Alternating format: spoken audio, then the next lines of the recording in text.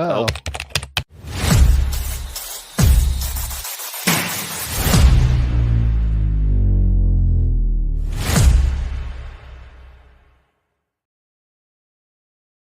What a way to start off the inaugural episode of the Boiler Express podcast, brought to you by the College Huddle, partners of the College Huddle, I should say.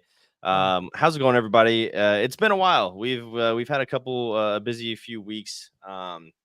Purdue was in the national championship, so we're for anybody not listening or not watching at home. I don't know what's going on with Chris right now, but I got something in my eye. It feels like OC. OC, what's Pepper spray. That's pepper spray. Yeah. Yeah, you talk like a civilian, will you? God. You all right there, Chief? No, I'm not. What a way to start. Just keep going. What a way to start. Prayers All right, for guys. Chris. So we've had a lot going on. The national championship. Yeah. Killer intro, boys, from Cody Abrams. How's it going, Cody? Thanks, Cody. Whoever made it's yeah. really good. Yeah, top notch intro. But we've had a lot going on the last few weeks. Purdue played in the Final Four. We played for a national championship. And we've had some stuff going on in we actually really haven't had much going on in the portal yet, as far as I'm concerned or know of. And then we had the Purdue spring game as well. So we're here to just talk about all that, shoot the crap and just have a good time. So welcome in, everybody. Thank y'all for tuning in. And so let me see. Where did we start? The last episode we did the coverage before the UConn game, right? So we've already talked about the Final Four. We've already talked about the game against NC State. Okay.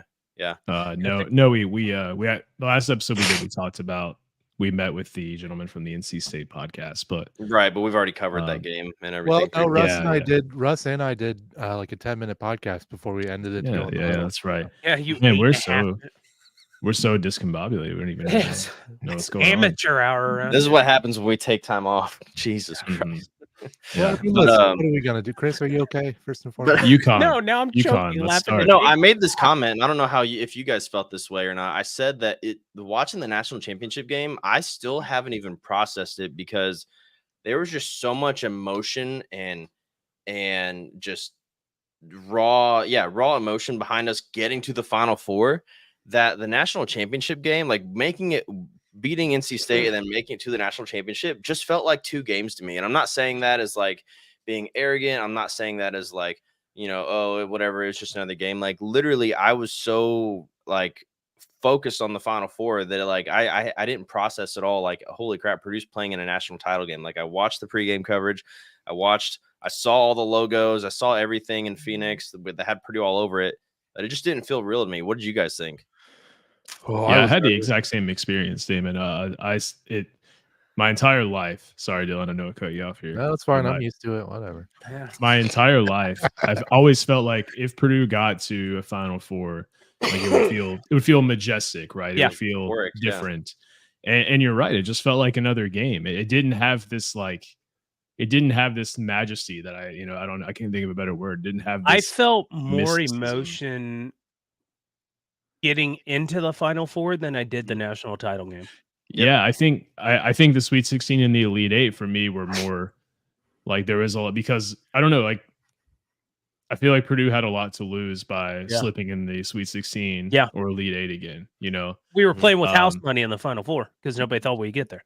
Yeah. And so it was just another game until tip off. I will say that once tip off happened, I yelled, I screamed, scared my dog. I yelled things that I really hope my neighbors didn't hear. Like I was saying terrible things. Like calling your wife, "Is you okay? Are you okay?" Yeah, I was saying terrible things to Dan Hurley. I'll do that on a Thursday. I mean, okay, like what all did he do? He walked out onto the court. Let's start there. He lived out on the court the whole game. Said something to Zach Edey, who I'm not sure if he said something back to him or if he just snubbed him off. Regardless, whatever happened in response to that, it was well deserved for Dan Hurley. But then the thing that made me mad the most is when I think it was Tristan Newton or maybe it was Stephon Castle pushed Lance Jones away with his forearm, got him in the face, right? Mm-hmm. And then it shows him like asking for a flop. I'm like, there's nothing flop about that, man. Like that's the kind of stuff for me that really makes me lose a lot of respect for coaches. What really We saw him do the same thing in the Alabama game when a UConn player tackled an Alabama player, and he said the guy was flopping. But I'm sorry, Chris. What were you saying? What fired me up was the pen on the floor incident. I don't know. That's something that I read about, but I didn't see. Did you see it? I didn't see it. I just read the tweet, but like I have no reason to think Doyle's lying. Or Listen, it's anything impossible like to that. see the game, a basketball game in a football stadium. How are you gonna see a pen Yeah. flying mid-court? Especially with their stupid ass camera angles. I don't Ah. need to see it from 11:30 o'clock. You fucking moron. I just want you guys to watch WrestleMania with me sometime and just bitch about the camera angles because. Oh, by the way, Damon over here was like, I don't know, should I watch WrestleMania or should I watch Purdue playing the Final Four? And we're like, dog, what are you doing? I about drove down south and drop kicked you through your own front door. Dude, it was such a good show. By the way, WrestleMania 40. By the way, for everybody that's All right, well, people, anyway, I know back people to are wondering. Purdue. It was really good. Was I don't know. So what's the whole pen thing? I didn't hear about it. Yeah, so Greg Doyle, I think it was Doyle, tweeted out that's someone behind the UConn bench threw a pin out onto the court, an ink pin, just like the one I have here in my hand. Braden Smith walked over, picked it up, handed it to the ref, and was like, "Yeah, it came from over there behind the UConn bench." And the refs were like, "Oh, okay," and then just went on about their business. Could you imagine if fucking Braden rolls an ankle because of that pen? Well, like I'm emphatic. I'd I always have a pen in my hand. I write things down, things that come to mind that I want to talk about. I use my hands a lot. I drop it. I'll drop it tonight, guaranteed. So like maybe someone was like, "Hey, now," and then it just flew out of their hand. But I don't know. I mean, it just seems like you dang kids. Maybe. But I'll say, Zach Edey's too damn tall. Oh. I'll say, in a bazillion basketball games I've ever seen, I've never heard about a freaking pen getting onto the court. Now I don't have my pen. I threw it. Damn. Dumbass. That's on me. But one interesting thing about that game that I couldn't stop myself from thinking the entire time, Zach Edey, Donovan Clingan. One is a top 10 pick in the NBA. The other, some circles. Yeah, the other is, will not have a pro career, and that being Zach Edey. And I don't understand it. I don't understand why people look at Donovan Clingan and say, yes, NBA material. They look at Edey and they're like, he's going to be playing overseas next season. Yeah, it just doesn't make sense to me, especially when you look at the fact that Klingan's like a 54% free throw shooter or something. Yeah, on those lines, where Edey's in the and they can't say 3-point because he only shoots 28% from three, and he on like low volume too. I think he's taking like 12 or 13. I don't see what the difference is. I really makes sense if you don't think about it. I will say the only people that I've started to see more and more guys that are in the NBA have such respect for Zach Edey and talk about how well he's going to do in the NBA. Like, I think one of you guys sent in that clip from Patrick Beverly talking about how, he's just like is it Zubac or Zubac? Yeah, Visa Zubac. Yeah. And Shaquille O'Neal has a ton of respect for him. So, and I liked how he compared Edey to Zubac, but like Zubac now, saying that like when Zubac came in, he was like really raw. He had to develop the hook shots that Zach already has. So yeah, I don't know. I don't think it's absurd to think that Edey could have a pro career, but what a college career though, man. 37 points in the national championship game. There was a lot of talk on Twitter after the game. Donovan Clingan owns Zach Edey. I'm like, he just scored 37 points. Like, I don't know what game you were watching. He just scored 37 points. Like, there were a few shots where he looked like the shot was altered, but I mean, you can't say like, oh yeah, he locked him down when a guy scores 37 points. No, and Donovan only had like 11 points and 5 rebounds or something like that. Yeah, and it's been the second half he was in foul trouble. I don't know. I thought that was an interesting take, but we talked about it earlier in the year. We asked the question, how far does Purdue have to get for people to no longer say, this season was a failure? And the answer, I think unanimously across everyone that was here, Damon, I know you were here, was Final Four. So now that we've gotten there, we made it to a national championship game. We came up short. We knew we had to play a really good game. And I mean, candidly, we didn't. Does this season feel like it concludes on a positive note? Oh, absolutely. Oh yeah. Absolutely. I think if anybody says anything less, they're an idiot. Heard. Now, did it suck the way that we played defensively in the last game of the season? Sure, because we did a good job of altering their shots and making them miss, but we couldn't freaking rebound to save our lives. It was driving me nuts. And you know what? Whatever. But yeah, I totally agree with Chris. I think if anybody says this season was a bust, that's crazy, because this is the first time Purdue's ever been to a national championship game, or at least the first one since 1969. whatever. Yeah. Nice. Oh, Russ was alive for that one. Hey. But you're absolutely right, Damon. That like offensive rebounding for UConn. I mean, and Painter even said it in his post game press conference that, you know, when you defend UConn and they make you work on defense. I felt like defensively Purdue was actually pretty good. You know, they forced them into tough shots, and then they missed the shot, and then they get the rebound. And so defending UConn is very exhausting. This is one of the few games where I felt like we saw Edey's fatigue. Like, I don't feel like we've seen a ton of that from him this season, where he actually visibly looked fatigued. That's what's nuts. Yeah, I mean, he came out for that minute that first came in, and it was out of like desperation.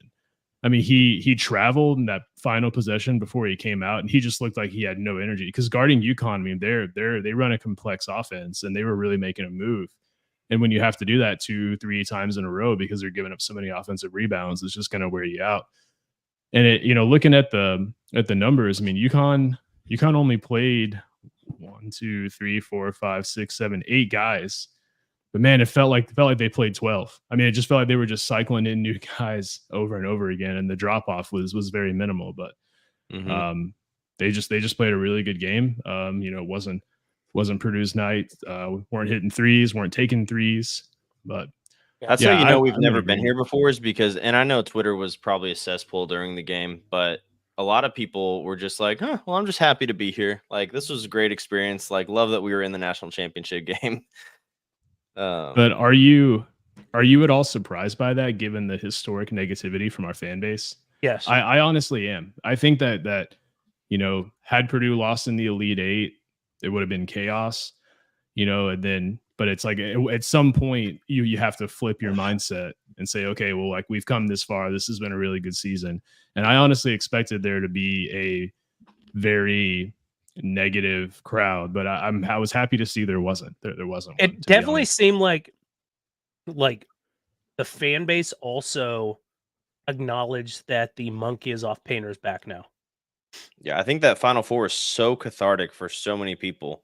Like, I mean, hell, we all FaceTimed each other like in tears after the game. Like, just could not believe it. We're in shock that, like, yeah, these last 2 games, the semifinal and the final, was just like, they were just 2 more games. And not to say that in a cocky way, just that's what it felt like, because there was so much like just passion and power just getting to the Final Four, that it was like, oh crap, we're here now. Like, what do we do? We FaceTimed each other?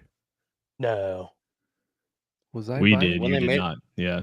When we went to the Final Four. Yeah. To be fair, right after the game, I picked up my niece and ran out to my mom's front yard because it was Easter, and I was with the family. So it's probably what I was busy doing. That's important. I want to address Cody's comment here, as he makes a Still love really you good guys. point. Cody says, I know this is my superstition side, but I believe that we should have been the home team and wore the throwbacks because we have bad luck with those uniforms. No, we had luck with those uniforms. You had good luck with the throwbacks, is what you're saying. Yeah. So he was saying that he wished we would have worn the throwbacks because we have bad luck when we wear the black uniforms. Yes and no. Like, we lost to Virginia wearing those uniforms, but we did beat Tennessee in the Sweet 16 2019. I think we wore the black in every game in that run. They said the last time we wore black was the against Virginia. The Virginia, yeah. Yeah, but up through that entire run though, against what was it, Yale that we played. Well, we would have been white for that, right? No, I think we were black in that entire run with Carson. It does, regardless. Yeah, I support wearing the scripts all the time. Oh yeah, make those the permanent unis, and I like the others. They're not bad, but those script ones are. This is going to be an unpopular opinion. Oh, here we go. We're gonna get canceled. Go ahead, Chris. I'm gonna get real mad. For the tournament, we need to wear our base uniforms, not our alternates. You're such a basic bitch. You're right. Love you. I mean, Chris, is this just purely because you think so, or do you have a reason? I think so. Like I'm a little bit of a traditionalist. Like alternates are like I like for regular season games, big games, like us in Ohio State wear script uniforms or something. That would be cool. But like in the tournament, you're representing your team, wear your base uniform. I think we need some old gold script jerseys with like black font. I really want black script jerseys. I'm about to call Ted from Boiler Uniforms and have his input, but yeah, that'd be great. Oh, cool! I got Ted's We need one of those call-in lines. Those things are surprisingly difficult to implement. It's not just like you just set one up. It's very hard. I was talking to Eric from the OHIO podcast, and I was like, "Teach me how to use that, dude. I want to do that for one of our shows." And Teach me how to do it. And he went into detail, and I was like, "All right, never mind." And it's also very costly to do as well. You have to buy the phone number, you have to buy the service. I think he said it's like $30 a podcast. Yeah, something like that. Yeah. Dang. But there's a whole process. We'll figure it out. We'll do it. You guys got to start buying some more Martin Vintage shirts before we start. Yeah. Frank will figure it out. Yeah. Speaking of Martin Vintage, we'll get it done. Oh no, not yet. We'll get that would have been a good plug though. But one thing, I just thought teaser. It'd be cool. That's a teaser. Go F myself. One thing on the script jerseys, I have a script jersey, and now I'm torn about whether or not I should wear it because I have a Mason Gillis script jersey, and I bought when I looked at what jersey do I want. One thing I considered is I want this player to leave, like to not transfer, basically to end his career at Purdue. That's tough. And then, like obviously, I think everyone knows Mason Gillis is in the transfer portal. I love Mason Gillis. I want him to go off and do amazing things. I want him to go to Duke. I want him to go to like a high-end program. Yeah. So for anyone who doesn't know, there's been a lot of talk about him going to Duke, but I don't know what it is. I don't want to see him in another uniform. It's like, man, like you were supposed to graduate and then like it's like when your old lady be done. So like you're supposed to be done. So like for me, this is like coaching hires from the assistants. Nothing is a bigger compliment than seeing these guys go to another high major program like Duke, North Carolina, Arizona, Houston, stuff like that, and represent what they learned as core values being Boilermakers and taking it to another. Houston on that list? Houston's a high level team. I mean, you're not wrong, but to put him up there with Duke, I will say I feel that way. Houston did play better than Duke this year. I'm just saying. That's very true. I will say that I feel that way now that we have played in a national championship. I feel that way. Prior to that, when we were losing in the Sweet 16, I would have been like, that just feels like Purdue's not good enough to keep these guys, and we're just like this like farm team for other schools. I think mid-year transfers that probably would have been right, but grad transfers, I don't think so. Yeah. In my opinion, grad transfers are a little different. I feel like, just slightly. Also, I love that Spike Albright is like a bigger Purdue fan than he is Michigan. Yeah, I don't ever if you would have asked me, I'm like, he played 4 years at Purdue. Like, I didn't know better. Like he carried around Robbie Hummel's job. Yeah, I had a long interaction with Spike Albrecht, like 5-hour long interaction with Spike Albrecht. What'd you guys do? You go on a date? Jesus. Yeah, it was. I have so many jokes that's gonna get us canceled. Yeah. It was at a tailgate, and so I asked him. It was actually a Purdue Michigan football game. It was Dylan, you'll remember this one. It was like first conference game of the season, maybe first game of the season, but it was like 95 degrees. Oh, it was 2017, yeah. Yeah, 2017. I died twice that day. Yeah, I asked him, I'm like, who are you rooting for today? Are you rooting for Purdue? Because he had a Purdue shirt on, and he was just like, yeah, that's a good one, and then like just never answered the question.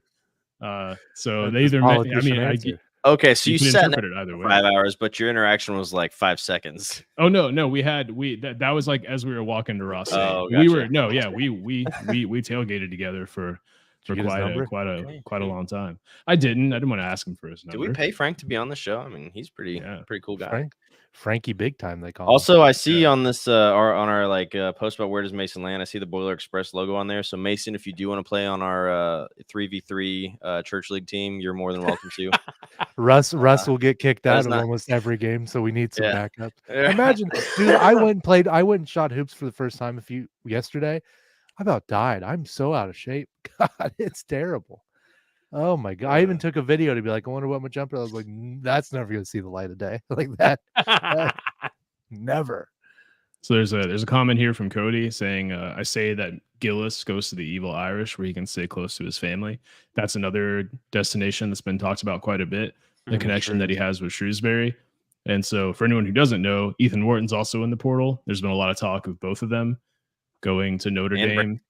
Brandon Newman is now in the portal as well. He transferred to Western Kentucky after one season there. There's speculation that he's going to be following Coach Lutz as well. All sorts of speculation. I had an IU fan tell me today that Mason Gillis was a huge bust for Purdue. Yeah, I thought that was Jiminy Christmas. Name him. What's his golly? You have to find new coworkers, Frank. This was not a coworker. Yeah. I'm surrounded by IU fans and a lot, but and this like Ethan Wharton leaving, not a huge surprise. I totally understand him wanting to go play another year. Mason Gillis leaving again is not a big surprise. You know, we have a unique scenario where we have more freshmen coming in than we have scholarships for, and so if these guys wanted to stay an extra year, I want to believe that their first desire was to play one more year at Purdue. And if we had the roster space, they would have. I'm not sure if that's true or not, but I don't know. Does anyone else feel like bitter or just sad at the idea of Mason Gillis and Ethan Wharton playing and for other teams? Yeah, 100%. I don't know why. Don't know why it bothers me so much. I think it's just because we've been so attached to these players and teams that they've been so successful. I mean, 110 wins by that senior class. Right. Ooh, we all the same microphone. Look at us. Oh, that's cool. Russ has the same microphone now as well. That's I don't know if you all saw really? That. Yeah. Dang. Holy crap. He debuted it on the College Huddle. Now if he upgrades his internet from dial-up. Dude, I just read the price tag for Bala was 1.2 million. Germany. Yeah. Well, he's just tall, so I saw that as well. So what Chris is referring to is Umar Ballo, who entered the transfer portal from Arizona, has now committed to IU.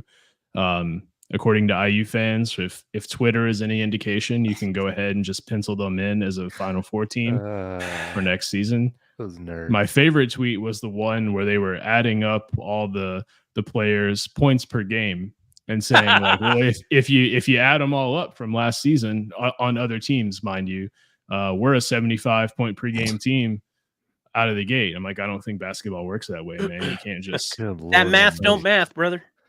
And my comparison was like, well, I have a 150 yard per game running back, and I just got a second one, so we're guaranteed 300 yards per game on the ground. Like, it just doesn't work that way. Bloomington education for you. Yeah. So it's the annual springtime revival of the IU basketball program. The next savior is coming in the door. And now it is in the form of Umar Ballo. They did get another guard as well.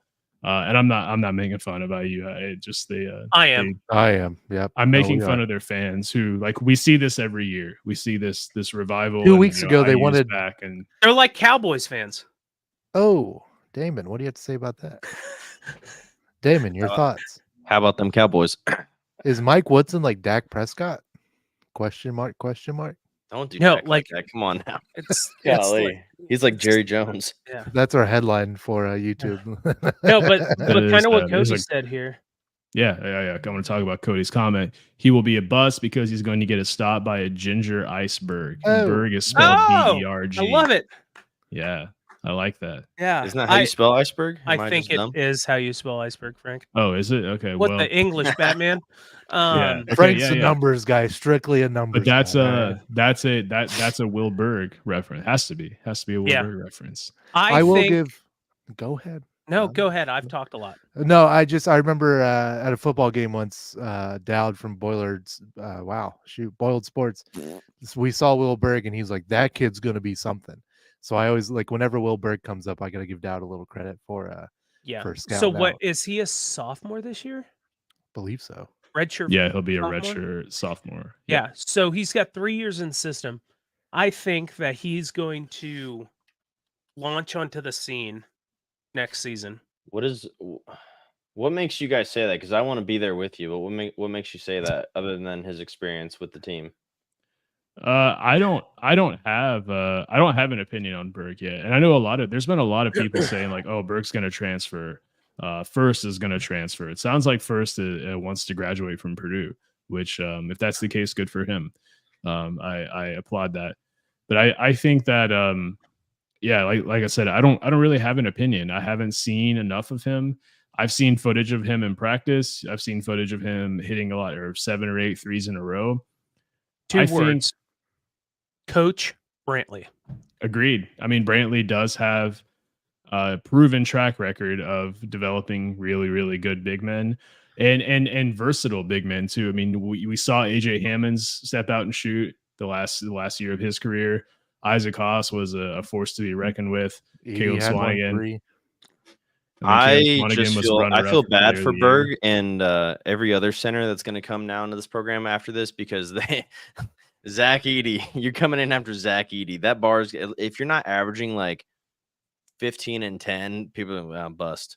So I don't know because I think a lot of people around the program know that Edey is a program, once in a program type talent. Yeah.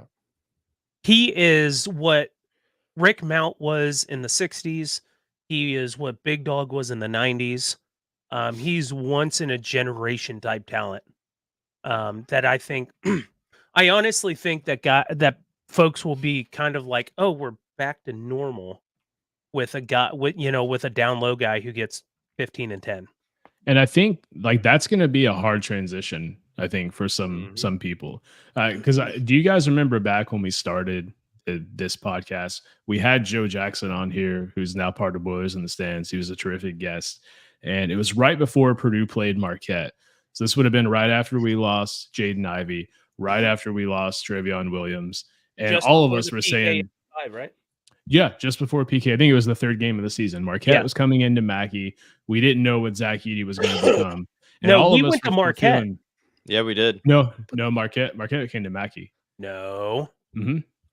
That was. I thought you meant like we, as in like we went to the game. I was like, yeah, I was at that game.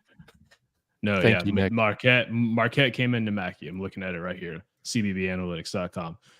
Marquette came to Mackey, but the point that I was making is that like we were still adjusting to a new Purdue team, a team without Ivy, a team without Trevion Williams, a team without Sasha Stefanovic. And we were like, yeah, I'm not feeling great about, like, all of us were just collectively not feeling great about the game. Marquette was experienced. They had Iguodaro, they had Kolek, and we're just like, yeah, there's so many, like we're just going to have to reset our mindsets again. But, on the subject of Berg, he can shoot. He has Brandon Brantley. He's played against Edey for 3 years in practice. So I think that he's going to add an element to the offense that we haven't seen in a while, like since Matt Harms maybe. But like TKR, I think TKR is going to be the inside force. I think if you rotate those two guys, Berg comes in off the bench. Now you have to defend Purdue completely differently. Sorry, a NASCAR race broke out. A NASCAR race, Talladega just broke out outside of my house. Hey, that is this weekend. Good Lord. 3 p.m. Almighty. Fox. By the way, Nick Burris, thank you. I agree. Dylan is once in a generation type talent. That is absolutely true. If we were talking about clowns, correct? Everybody's saying it. Everybody agrees. Nick Burris also says, give me Waddell for a triple-double every game. I would love to see that, man. I really would. I really would love to see that. And a lot of people are talking about, he's going to transfer because, again, we have one more person than we have a scholarship for. Yeah. He's speculated to be one of the guys that could be transferring or leaving, but he has a lot of family ties to Purdue as well. Yeah. So I think with our team next year, and Frank, you mentioned this a year and a half, 2 years ago, and I think that it is going to be evident here that Purdue, it was 17-18, went to went from like most post touches, and then 18, 19 went to most threes. I think that is, especially with the way Berg allegedly shoots the basketball. I think that is going to be what we have here. Like, I think you could see like Roland replace with Berg and things like that, where you're going to have, he's basically going to be like Klingon, where he's going to force you out from underneath the basket. And I think our defense is going to be better. I think we're going to do a lot more switching than we did with Edey, instead, like drop coverage and stuff. I think we're going to be very elite defensively. I think defense might actually outpace offense a little bit. Interesting.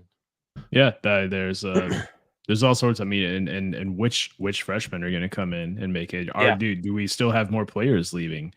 Yeah. I mean, there's all sorts of questions about next season. I mean, this whole conversation could be for naught. Yeah, but I'm high on Berg. I mean, Colvin showed flashes of greatness. He did really well in the tournament. He was really surprised. He surprised me a lot. My bold take is that Heidi's gonna be the guy. Like, by the time he's a junior, he's gonna be like, it's gonna be Cam Heide and the Purdue Boilermakers, in my opinion. Interesting. Yeah, I mean, he's the embodiment of modern college baskmebasketball. He's 6'6", he's extremely athletic, he's exciting. Like, he can shoot really well. That dunk, yeah. I mean, I had many people. I had people texting me, coworkers and stuff, were like, "Who's that guy?" I'm like, "Yeah, like that's not a shock. He's done that all. He had a 20+ point game, against Rutgers this season. He's very a ball hawk. He's really good at that. Yeah, I'm very convinced that Cam is going to be like. I still think that the transition is going to be Edey in the National Player of the Year conversation. Next year, you're going to see Braden be in that National Player of the Year conversation, and then Heide will be in that National Player of the Year conversation. Hold on a second, though. If you're saying Heide is going to be, it's going to be Cam Heide and the Purdue Boilermakers in 2 years, are you saying that he's either going to outdo Braden Smith, or that Braden Smith is going to leave after next year? I don't think that Braden has the guy. I don't think that Braden can be the guy who's going to lead your team in scoring. Okay. I think that Braden's a terrific player. He was a All-American runner-up, as he should have been. He's a great floor general. He's a guy that is going to hit his open shots. He's one of the best passers in the country. He's like 4th in the country in a really cool stat called the box creation, which is the number of open shots you create for teammates. Up there, like with Tyler Kolek, who people believe is the best passer in college basketball. But I don't think he's going to be a player who I think he will be second in scoring on that team. I just see, from a pure scoring aspect, I just see Cam Heide being the guy who can break you down off the dribble, go and get his own bucket, step back, hit a 3, and then be a lockdown defender as well. Interesting. Okay. So I think that Braden is kind of a scoring killer. Like and we saw that towards the back half of the season. Like, he played a lot more downhill. He really drove into the defense, and he really perfected that like mid-range jumper, where I think that with the offense not going through Edey all the time, I think Braden will be that guy, and this is Braden's team to eventually pass off to Heide. Yeah, I mean, I'm not knocking on Braden by any means. No. I don't think that. I think that Braden's ability to read the floor and react to what happens on the floor and pass out of double teams and make the right pass in drop coverage and shoot in drop coverage is also the best point guard we've ever seen. But I just think Heide has a higher ceiling than anyone that I see right now on the team. Yeah, I can get behind that. I've wanted to say this all postseason long, but I didn't, because I didn't want to jinx the team. I truly think Purdue played so well towards the end of the season and then in the postseason at not turning the ball over due to full court pressure. I just want to say that now that the season is over with and there's not a possibility for that to go back on that, they did an incredible job of breaking up, of getting past the full court pressure, and I just thought that was really cool. So shout out Purdue, because I know that that's always their something they're tagged with, is not being able to do that. And what if I went Morpheus on you for a second? Oh, and told I don't know. you That movie sucks. So and oh, told you that I don't Purdue watch is that. actually worse against the press this season than they were last season. really, Huh. Mm-hmm. That's crazy. Wow, Dan. And it's Purdue kinda was considerably Isn't Morpheus a vampire though? No, he. I Jesus. What do we- remember. what's I the don't remember speak- all the nuances speak of that English. movie, but Jeez. no. So this season, There's a sports this podcast, season- boys. God This this dang it. season, Yeah. Purdue averaged 1.01 points per possession against the press. 1.01 last season. So Were we like 1-3? yeah. And so Purdue's turnover percentage against the press last season was 17.9%. This season, 17.6. So roughly the same. The issue is that Purdue was pressed a lot more last season, a whole lot more last season. So on a per possession basis, they were pressed over 100 times more than they were this season. But yeah, Purdue is actually really good against the press. They were one of the top teams in the country. They were second among Power 6 teams last season. They were just pressed so much that it just seemed but yeah, just fun fact. I've had to defend that fact quite a bit. Anyway, don't want to interrupt the flow. But yes, yeah, overall, it was really good to see Purdue played well against the press this season and last season as well. They just weren't pressed as much, thankfully. And I think that a lot of that had to do with personnel too. Yeah. You know, I will Lance, say that. Oh, sorry. I thought you were no, done. saying Lance helped with that a lot. I will say that now that the season's over and seeing what we did through the tournament, we did not care about that Wisconsin Big Ten tournament game. We threw it. Like if we won, great, but I'm not convinced that we gave two craps if we won that or not. That was like a glorified scrimmage, I think. You know what's weird though is watching the guys, even after they made it to the national championship, they were still like, "Woo, we did it!" Like I was like, "You guys celebrate a little bit, come on." Yeah, now. but I think that a lot has to do with like the goal at hand. You know, this isn't the goal that they want. The ultimate goal is the ultimate boiler. Anyway, well, we got to let Illinois have a little fun so they can use those water guns Oh, somewhere. Jesus, come on! I would just calm down about. No, Purdue fans were too romantic about Purdue. Can't. I love Purdue. Sorry, I like my team and my head coach isn't an asshole. Yeah. Yeah, I mean, I just feel like people should be able to celebrate however they want, and Purdue's players chose to not celebrate Sweet 16 wins. They chose to like keep the mindset of like we're going to the next game. We're going to the next game. National semifinals. Yeah. I mean, they didn't celebrate anything. Cool. And now they got a Big Ten championship. We let them have that one. Brad Underwood got out of the first weekend for the first time in his career. Can't wait. And he chose to celebrate that with Super Soakers, and you should be able to do that. There's nothing wrong with that. No. Yeah, I mean, you know, getting to a Sweet 16, getting to a national title game. I mean, those are definitely comparable. Imagine being the equipment guy and Brad Underwood's like, "Hey, did you pack the Super Soakers? Like, what the hell did this guy probably just sent them out to Walmart to get some?" That's true. That's right. Pick up the Super Soakers. Don't forget. Imagine if they would have lost that game though. He'd be like, "Hey, can you return those?" And he just has to walk in with like. You just see the equipment manager run. He runs back to the locker room. I got to put up the Super Soakers. Also, you know what's really sad to think about, guys, is that somewhere in some third world country is a box of shirts that say Purdue National Champions 2024. Oh, I got to travel that country. Yeah, for sure. Boiler Uniform sent me a photo of what was going to be from a certain brand of Purdue national title shirts, and I'm like, oh, why Send you gotta that bring? To me. Oh well. So why you gotta be I feel like that? Crying? I want to be heard again. I feel like hurting. Well, while we're all crying, I think this is a good time to play our ads. Yeah. So, new thing. We're now going to be having a couple short ads in the middle of our episodes. We appreciate you all watching those and checking out what we're going to advertise. So we will return about 2 minutes and we'll pick up where we left off. So tell me, do you like to be fashionable? Do you like to look handsome or beautiful? Do you like being the best dressed Purdue fan you know? Well, guess what? We got just the place for you. It's called martinvintage.com. And if you go there, you will find the best in Purdue throwback designs on the market. I'm telling you, if you want it, they got it. basketball, football, Purdue Pete logos, anything and everything.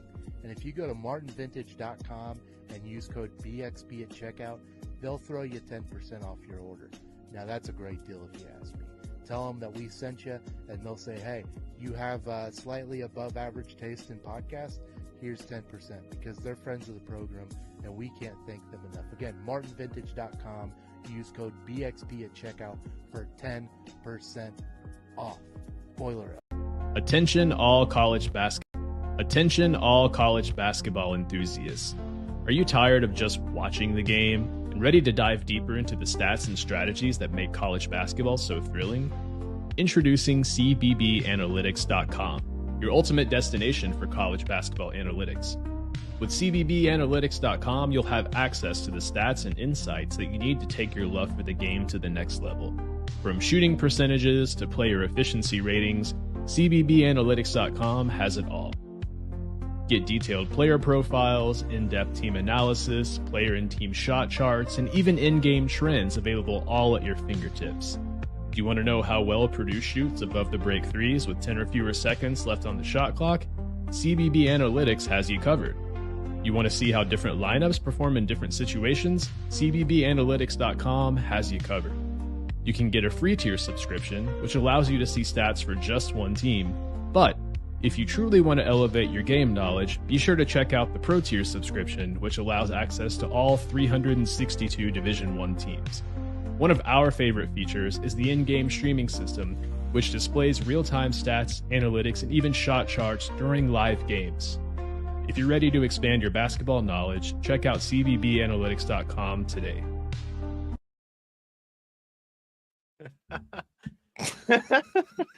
The music Frank and I both chose was Dylan. perfect. Why could I hear you only in one ear, man? It felt like you were right behind me whispering. I was gonna ask you guys why that is. I don't know. Boo! Boo. Thanks for watching. Boo. Yeah, hop in here and run your mouth a little bit, and we'll educate you.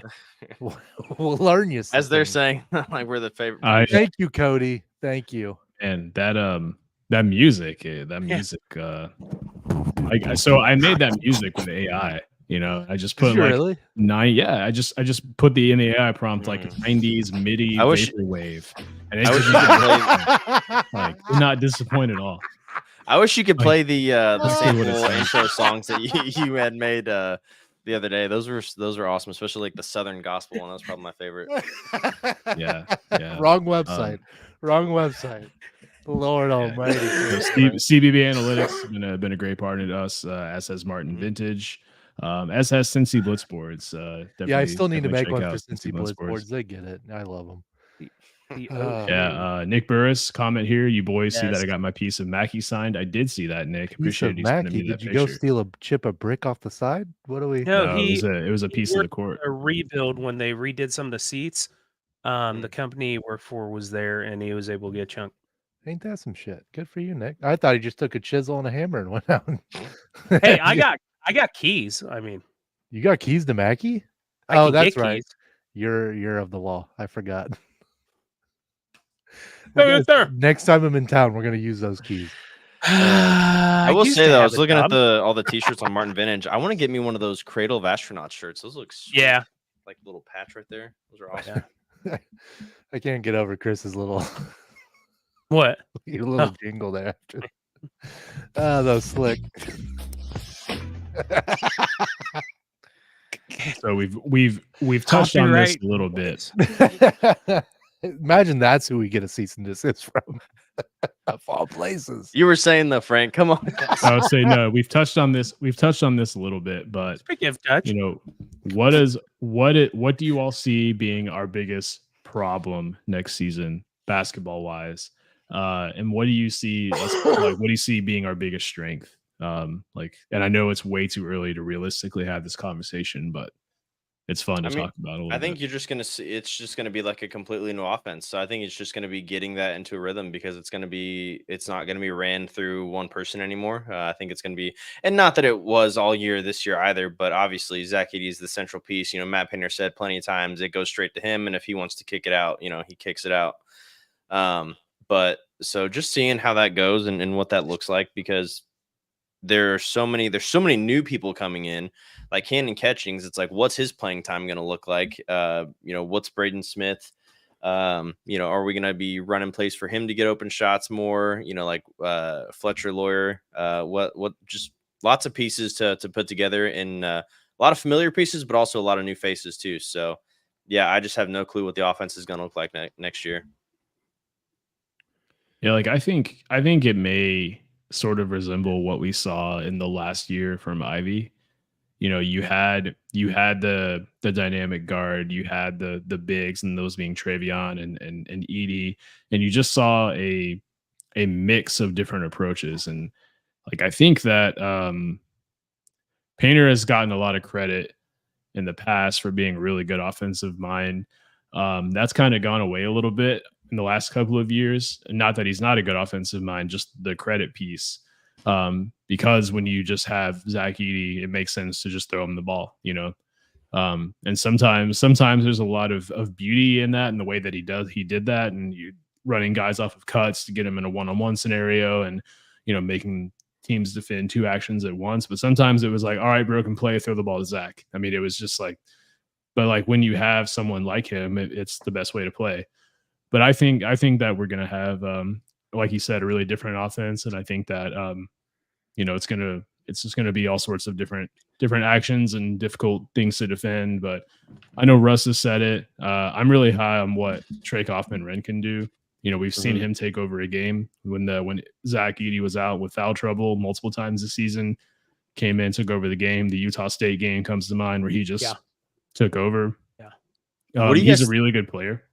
Go ahead, Damon. What do you guys think about all these early, way too early top 25 rankings, having Purdue like in the top 10 again this coming year? I know they're at like 9 or 10 in a lot of them. What do you guys think about that?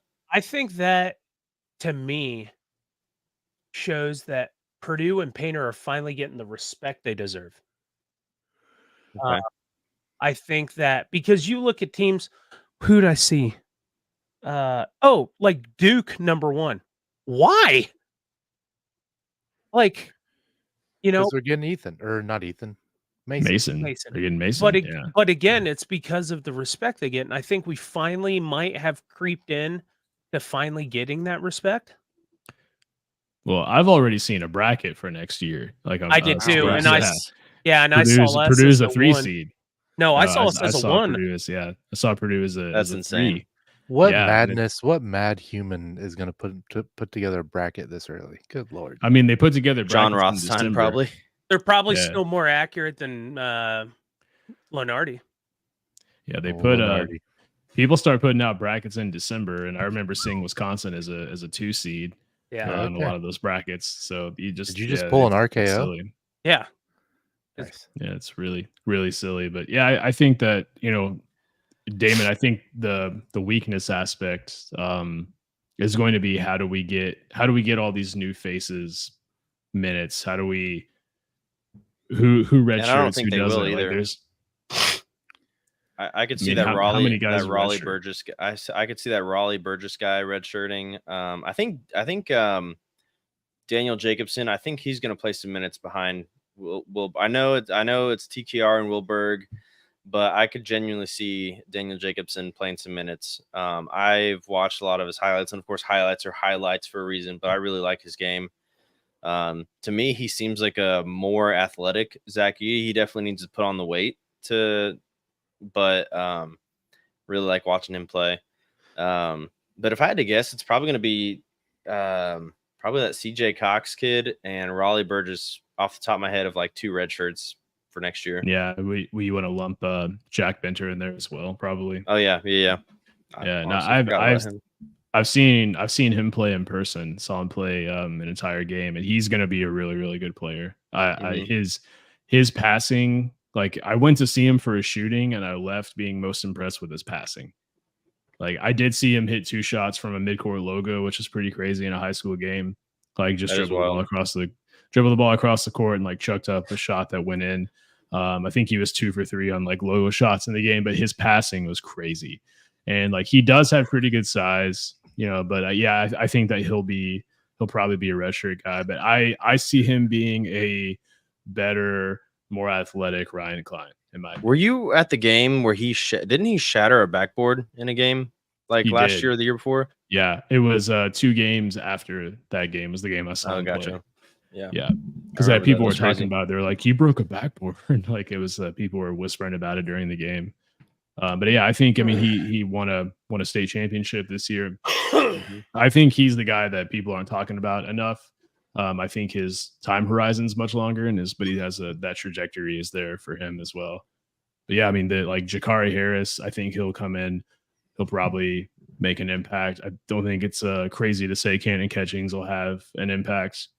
I'm not penciling him in the starting lineup. I'm not, putting him as the leading scorer like some people on Twitter are. I don't think any of the freshmen start. No. I think the way I could see it go is Braden Fletch, TKR. Cam, TKR, and Berg. I was thinking Colvin, but yeah. I'm gonna be an ass. What else is new?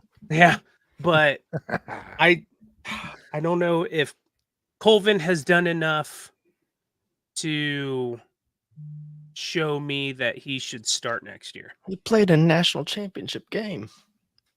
And Colvin played really well in the postseason. And that is the only part that hangs me up is that it clicked for him in the tournament. So and I know I've said it, and I know someone in the comments disagreed with me last time I said it, but he is definitely bulked up throughout the season.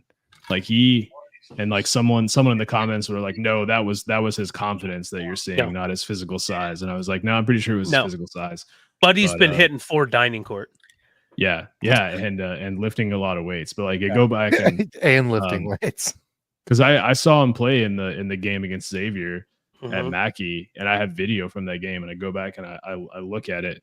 I'm like, no, he's definitely bigger than he was at the beginning of the season. So yeah, I think that early in the season, his offense was never in question. It was his defense and maybe his shot selection a little bit, but he cleaned that up in the tournament. He played really meaningful minutes, especially on the defensive end. Do you think that with guys like Miles Colvin, Cam Heide, and Cannon Catchings on next year's team, we could have a little bit of Lob City coming to Purdue? Oh, for sure. Nasty. Especially with Catchings' wingspan. Oh, my Lord. Now I'm thinking about that. That would be insane. You imagine Purdue just turns into Lob City? Yeah, that'd be fun. Incredible. And that is one thing that I wouldn't be shocked to see is a faster paced offense next season. Because even TKR, you have Braden in the high ball screen scenario that in the beginning of the season, you guys remember Braden was feasting in that high ball screen in transition. Right. And then now you add Lawyer into the mix where you're spacing him out on the perimeter, pick and rolls with TKR. I mean, that was part of what he did against Utah State was what he did in transition, just a high ball screen roll. And they just were fine leaving that open, and they hit him on that several times. But now you add in Colvin, you add in Heide, their ability to, to just get out and run. I don't know. It's fun to think about. Man, now I'm really thinking about that'd be crazy. Just Braden Smith throwing up lobs from right at the logo or the 3-point line, and Cam Heide just boom, Cannon Catchings the other side, boom. It's gonna sound just like that too. Boom, boom. I like that. I like it. And again, it's way too early, but are we a tournament team next season? 100%. Yeah, because people on Twitter are saying we're a bubble team at best. That's what I'm seeing on Twitter. Well, there's also people that talk about our fan base on Twitter. So yeah, we're a bubble team at best. We're losing Edey, and then that's just the reality of it. And especially with what other teams are doing in the transfer portal in the Big Ten. Illinois, since we started this podcast, just got another transfer from Notre Dame. Doesn't look like they're getting AJ Storr like they thought. It's rinse and repeat for people talking about Purdue basketball sometimes, because it's ever since the Haas class, it's been, it's going to be a rebuilding year. Number 1 team in the country. Oh, it's going to be this because Travion Williams in that class is gone. Rebuilding year. And number 1 team in the country. Stop it. Yeah, what did somebody say like a couple years ago? They don't rebuild anymore; they reload. Yeah. Yeah, I think that's like what people say about Kentucky and Duke and all that. You know, they ship 5 guys off to the NBA and they get 5 more. Dude, I kind of want to go. I've never been to Rupp Arena, never watched Kentucky game in my life. I kind of want to go to the game next year when Arkansas comes to Kentucky. I feel like that'll be wild. That'll be wild. Yeah, I'm sure those tickets will be cheap. I'm sure they'll be reasonable. Rupp Arena is very boring. As someone who's been to 3 or 4 games there, yeah. No, it is like even Kentucky fans will admit that. So a little bit of a rundown. Rupp Arena tickets are extremely expensive. The majority of the people who go are elderly, you know, and I mean so like it's very much like going to a high school game. Like there's like it's not intense, it's not loud. There's no you know, it's nothing like Mackey at all. I wouldn't mind trying sometime, and I hope that Purdue would do it, is like for the Indy Classic, get like Kentucky. Or Damon's camera died. Yeah. Will you sit down? Chris, you want to give us a little rundown on what you liked about the spring game? So I didn't die. I had a He's back. I had a lot of stuff that I liked about the spring game. The 2 things that stood out to me was the offensive line. It looked like they just were a very cohesive unit, and that was without, I think, Musa somebody wasn't in that should have been. Marcus Bowe, right? He wasn't playing. Oh yeah, that's who it was. Yeah, sorry, I can never keep all the M names straight. But yeah, but they still, like, the blocking was very, very good, and I am very excited about Hudson Card in his second year. I think you saw in that spring game a lot of his intangibles and just like baseline capability of how to play the quarterback position come out compared to anything we saw during the fall. I think that now he is reacting to what's happening post snap and not thinking. That's at least what it looked like in the spring game. There was a couple times where he would throw the ball after a sack, and it was like between 3 defenders and the ball still got in there. Like he was just doing very well. Let's talk about those sacks for a second, man. So like they don't actually have tackles, right, in the spring game, but like it seemed like anytime someone got a pinky on someone, they were like down by contact. And I'm like, man, I have a feeling he would have broke away right there. Yeah, like, but hard is slippery. We saw that. I definitely think that I understand why they're doing it, because the last thing you want to do, like if he even gets close to being touched, just call it. That way, like D and offensive linemen aren't bumping into each other and somebody rolls up an ankle or something like that. So I totally get that, but I agree with you. Probably there are 5 sacks on Card. Probably 4 of them he's getting out of. Yeah, I mean, so unofficial stats show Hudson Card 11 for 17, 160 yards, a touchdown, and 2 sacks. Oh, okay. I must be thinking about the second team. And then a 58-yard beautiful touchdown to Sawinski. Yeah. Where someone busted the coverage, and it was like 10 yards between him and the nearest defender. What did you think about Davila? I am absolutely floored with him. The fact that he came into campus 4 months ago and is already running with the second team offense, that's a big deal for me. I think that just shows that he has a great football IQ because he picked up the playbook quickly.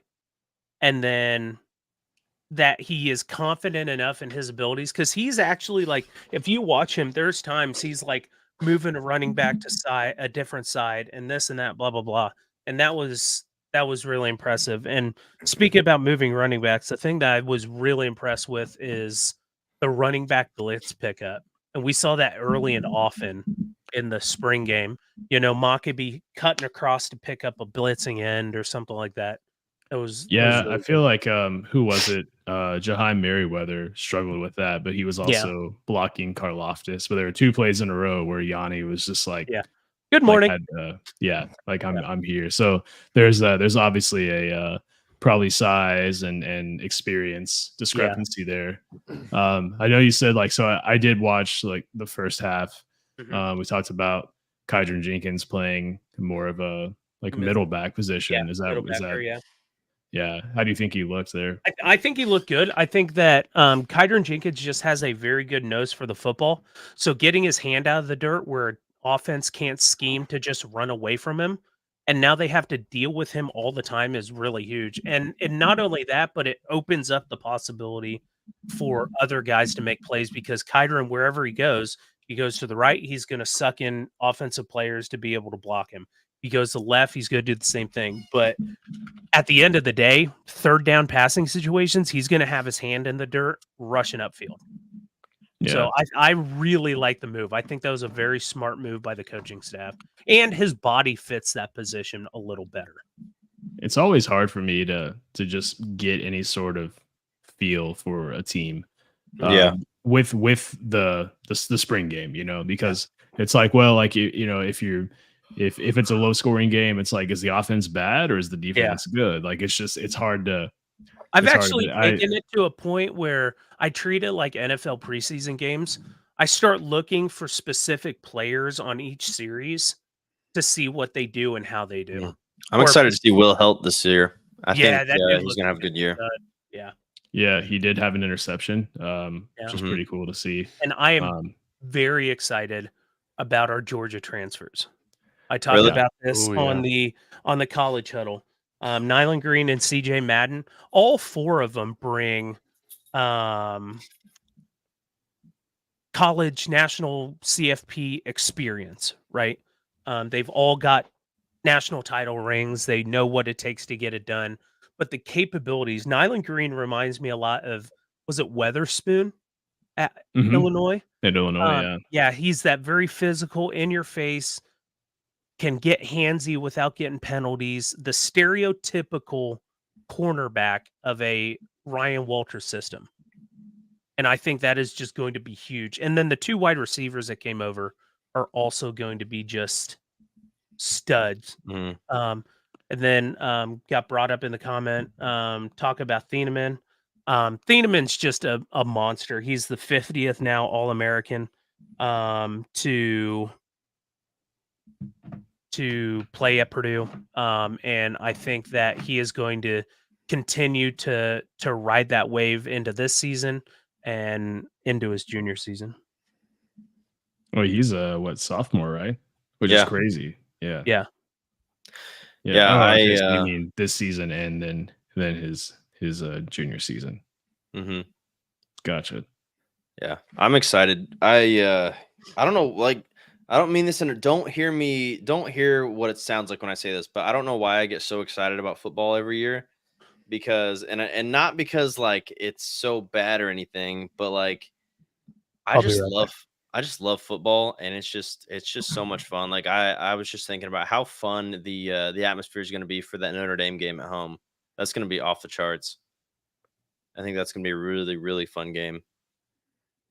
Yeah, I mean, we have a very tough schedule again this season, and it's not that I'm not optimistic. It's just that, you know, last season I feel like it was almost unfair to Ryan Walters because he inherited a team who lost a lot, to the NFL, who lost a lot to the transfer portal, a lot of which to Louisville, and then he inherited a team who had what PFF called the most difficult schedule in the country. I think they finished the season with the second most difficult schedule in the country, and that was after postseason. So, but I think we saw what the team was capable of. You know, there are a lot of games where if we just didn't shoot ourselves in the foot, we likely would have won. I mean, the fact that we turned the ball over 5 times against Syracuse and still had an opportunity to win that game, we were still in that game with like 8 minutes to go. God, that was such a tough game to watch. Holy smokes. Yeah, it was. I mean, and then the way we handled Illinois, the way we handled Minnesota, I just think that, you know, there's a well, you know, Purdue should have beaten Fresno State. I'll never forget going to Virginia Tech and getting out of the car and a Virginia Tech fan saying, "What happened against Fresno State?" You know, like, and then we all know what happened in that game, the crazy 6-hour rain delay. But yeah, there's a lot of upside, but I think he needs that signature win, like like a team like Notre Dame, for example. I think that's what I want to see, this season. I want to see that signature win. I want to see the upset, so to speak. And Notre Dame, I know Notre Dame fans will probably disagree, but they're not what they once were. They're still a good program. I wouldn't put them in to use the overused term, the S tier anymore, where I think they kind of still believe that they're there, but they'll definitely be ranked coming into Ross-Ade. But yeah, that's gonna be a game that I'm gonna have circled on the calendar as a one to potentially see something cool happen. Anybody listening right now, you guys will have to put, because we've been talking about this in the group chat, because we're trying to make it a yearly tradition where every year we go to an away game. You guys should drop your comments down below where you think we should go to a game this year. Oregon State is very, very lightly on the table. I think somebody mentioned Ohio State in the group chat. So where do you guys think we should go? Oh, we'd have to go to the Purdue Ohio State game. I mean, just when are we gonna get an opportunity to go to Oregon State? Drive to Cincinnati. It's 4.5 hour flight to Portland. Rent a car. You're there in an hour. That's it. Yeah, I mean, Cincinnati for me is like a hard 45 minutes, so I'm down. Yeah, same here. Yeah, because it's technically in Kentucky. Nice for you guys. Yeah, that is true. The CVG airport isn't. It's the Kentucky airport. Yep, it is. Yeah, direct flight to Portland. You're there. So I'm just throwing it out there. That's all. Guys, I got a catch. It's all right. You can stay there. Yeah. Cody says Ohio State because it's closer to him. So I know I've talked to Eric and from the OHIO pod, and he really wants us out to the Ohio State game. So I'm going to go to that game, no matter what. Yeah, I'll definitely join you. That's a short drive. Yeah, it's about 3 hours for me. Yeah, I'll definitely join you for that one. About an hour 45. Yeah, there's just not a ton of really exciting away games this year. I've been to Bloomington. It's a shithole. I got to work that game. The Ohio State game? Yeah. Come on. Let me see. How's your schedule that far out in advance? That's wild.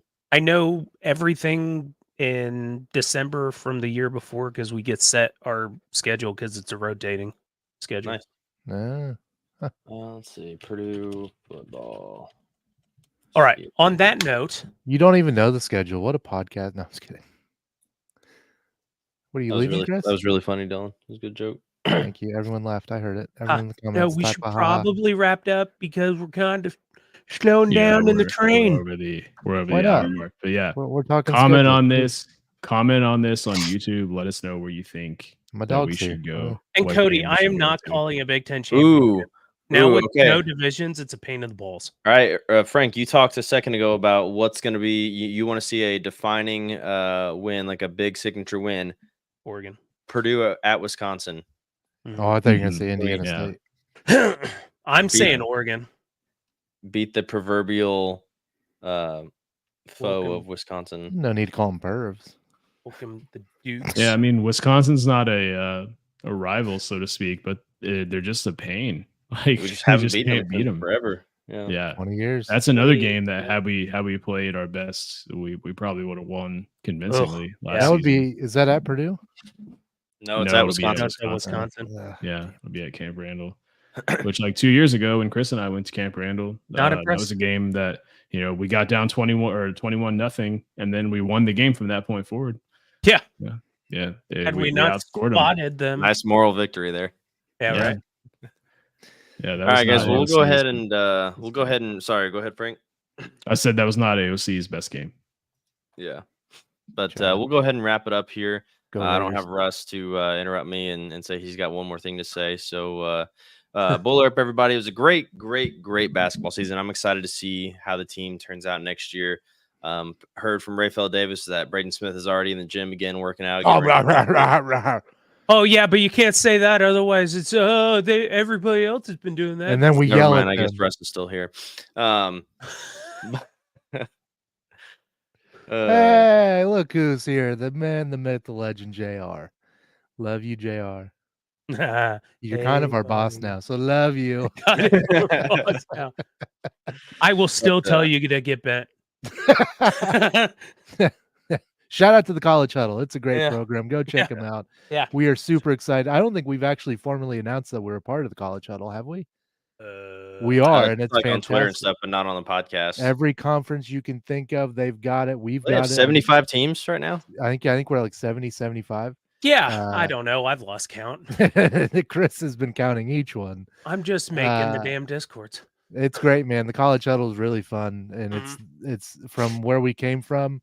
It's a whole new day. It's this bright, shiny day of funness. So funness. And thanks, Chris. Thank you for your service, I Chris. guess Russ is still here. Chris, this is a family program. Can you cover up? My God. No. Jesus. Good Lord. Lord Almighty. Wow, all right, guys. Well, if you're still listening to this, of course, do hashtag Russ is old, and Dylan will send you $5. We'll see you guys next time, and peace out. Sorry, I yelled at Illinois fans. I'm not sorry.